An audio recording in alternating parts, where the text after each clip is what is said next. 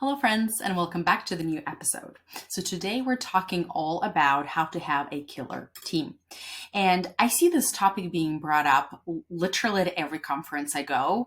There are courses on that. Every time we talk about burnout, we're talking about the importance of having an amazing team. So, clearly, it's no brainer that we need to figure out how we can manage our people better. But the advice that I see out there is typically something like you need to focus on having a great culture. Make sure you pay your people well. Um, Make sure you have this formula for a perfect morning huddle, right? Like less doctor time, more we time, right? Type stuff. And I think this advice is great and amazing. But what I've noticed is that this advice, like I want you to zoom out a little bit from this advice because all these pieces of advice that we hear, it's almost like I saw this somewhere, an analogy of amazing. Imagine your toddler didn't get invited to a birthday party and you tell them, okay, in order to be invited to the next birthday party, you toddler need to be more likable, more sociable, and more agreeable.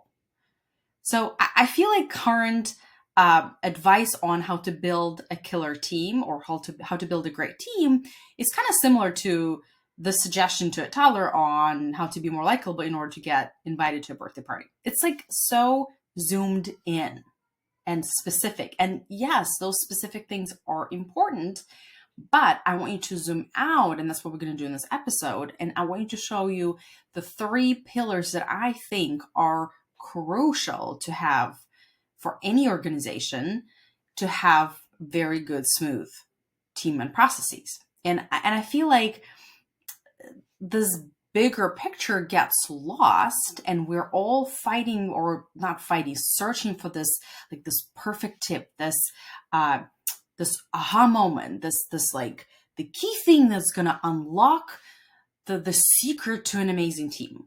And we're forgetting the basics. So this is what I'm going to be talking in this episode about. And there are only three things that are fundamental in order to have a great team. Okay? So here's what I'm going to be talking today about. And here are the three things. One, you need to make sure you are hiring people well based on, I'll tell you how I teach it. I call it VIP, values, identity, and purpose. So you need to make sure that you are choosing people to work for your practice that are a really great fit for the practice. They didn't just show up on time and, they were sober and they were smiling, which often happens when we're desperate to fill in the position. But I want you to have more forethought when you're hiring people. Okay, so that's step one. We need to hire with more forethought, somebody who's a great fit for our practice. Step number two is we need to provide them very clear job descriptions and support them as they are learning and integrating. We typically do well with this step. Like we hire practice consultants, they help us create systems and protocols and job descriptions. We're typically pretty good with this step. But then the step number three is when typically a lot of us drop the ball, which is, so after we've given them processes and job descriptions, step number three is we need to hold our team accountable, right? So three things: hire well, hire somebody who's a great fit for your practice. Step number two, tell them what you need out of that. Be very clear with what their job description is. And three, hold them accountable. Okay. So I guarantee you that if you have this foundation for how you run your team, you are going to have a good team.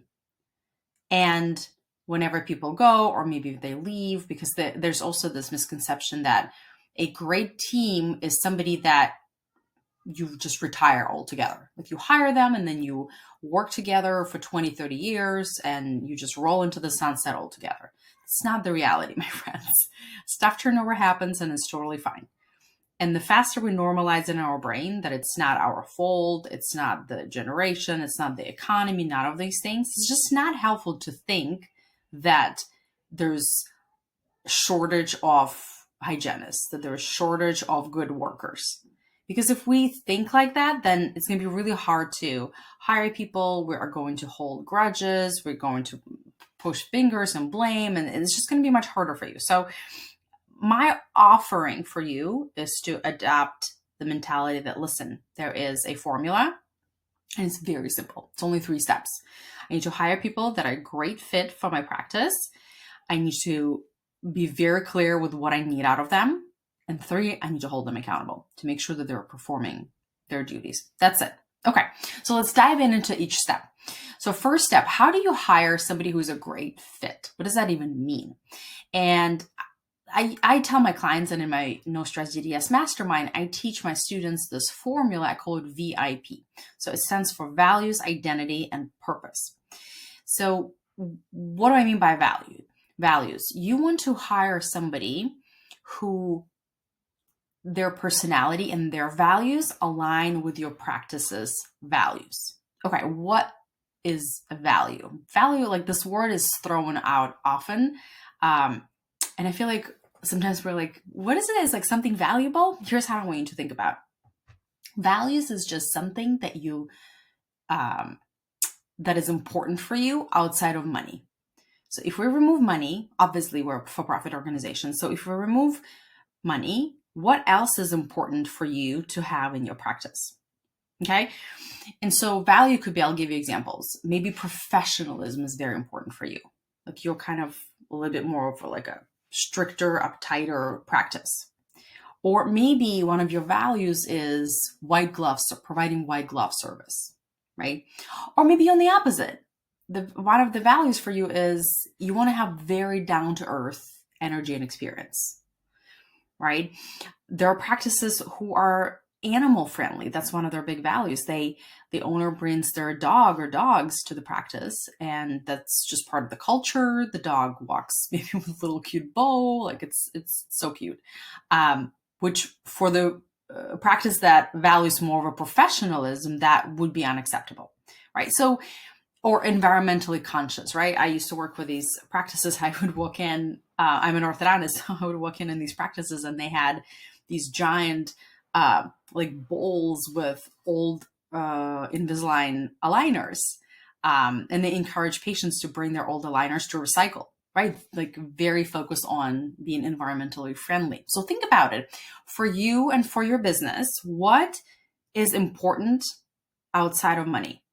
Okay. So that's the value piece. The identity, it has to do with you.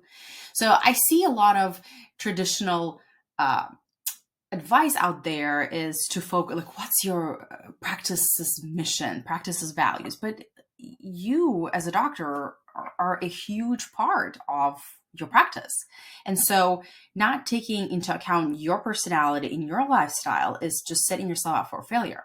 So I want you to think about, what is your identity? What kind of person are you? What's fundamental for you? Because if you don't include that in the screening process for the applicants, then you guys are just not going to get along really well. Okay. So I'll give you an example. Like, for example, for me, I'm more of a control enthusiast, let's say. So that's one of my core identities. And so having a business that kind of runs on misconceptions and like assumptions, like, oh yeah, I'll get that done, or like lose deadlines, is just not going to fly with me. That's just not who I am. That would drive me nuts. There are plenty of doctors who are the opposite of me, who are a lot more chill and easygoing, and that's a beautiful thing. And you just want to know what kind of identity, what is your core, because that's the kind of people you will get along the most. Like, you don't want to hire your clones, which obviously don't exist, but you will have an easier time working with people who are similar to this, to your identity. And finally, the purpose. I really want you to think about it. This is really cool. What is the purpose of your business? Zoom out. I want you to look at the big picture. This will separate you also in your marketing, not just in the hiring process. So what I mean by purpose is, for example, maybe what inspires you is like women empowerment. So you have women-owned practices. You know how we always see this, women-owned business. Maybe that's something very important for you and that inspires you and it drives you, right? That would be the purpose. Or maybe I've had a client who was bullied when they were younger. And so a big, like a driving factor for them is helping patients not being bullied, right? And so they do a lot of cosmetic treatments and like surgeries and things like that, because changing the facial aesthetics is really, really important for that practice, but not just for the sake of aesthetics. There's nothing wrong with that, but there's deeper value. And that really connects you and your team and your patients and this like bigger purpose of why we're here. We're not just straightening teeth, or we're not just extracting teeth, or, creating beautiful vineyard smiles and stuff like that. Again, there's nothing wrong with that, but when you figure out the purpose behind your practice, it gives your practice depth. And so it will attract the team that will be really getting along well and work really, really well. Okay. Or another example of the purpose could be, extreme inclusivity, right? DEI, diversity, inclusion, diversity, equity, and inclusion is important, obviously, for every business, but maybe it's really like a bigger purpose for you that will drive everything, the way people interact in your practice, the design even in your practice, right? A lot of things. So I want you to think about it. VIP, value, identity, and purpose for your practice and you as a person. I want you to take a little bit of time to think about it and use that as a filter in the hiring process. Okay. All right. Number 2 is creating clear job descriptions. That's easier step, right? We've heard about this a lot. The practice consultants will help you. ChatGPT can help you, things like that. But if you don't have, maybe you're a startup, or maybe somehow you survived 10 years and you don't really have clear job descriptions, it's a really good idea to have that, because then things are like your expectations from your team are more clearly stated, and it's easier for them too, right? To understand, okay, this is exactly what they want out of me. And I hear here a couple of things typically from people. One is, well, I can't think of everything to put in this document. And what I want to offer is that this document is a living document, meaning as you see things transpire, and set that expectation too. Tell your staff, this is a living document. As I see things changing, I'm going to be updating it. But I don't want you to feel the pressure that you have to create this perfect job description, okay? A living document. That's number 1. And number 2, I sometimes hear this objection from people that, in our practice, I'm cross-trained. I've cross-trained my team, right? So the front does some in the back, some back office can do some front stuff.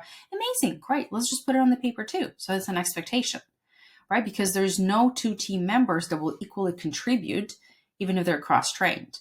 So you want to have that very clearly outlined. And I'll tell you why. Because then step number 3 is holding them accountable. You need to hold them accountable to something. If there's no guideline for how you need them to perform, then there's no way for you to hold them accountable. It's like they need instructions. And if there are no instructions, there's no guide, then how can you claim as the owner that the person is underperforming? It becomes very subjective. So you want to make it objective by having these systems and job descriptions. And the way you hold people accountable is very simple, really simple. If it's a new employee, I highly recommend that you have a 90-day probation period for them, and then you keep a closer eye on them, right? Like maybe you have meetings every week, every couple of weeks. And if they're underperforming, I'm going to give you a worksheet with this episode where, you first do verbally tell them what you want them to improve. If you see them still not changing, provide help, provide resources. But if you see that they're blindly disobeying you, like you're telling them, I need you to call this patient by noon, very clear, direct, professional, and they're still not calling because they think it's too soon, that's clearly disobeying your instructions.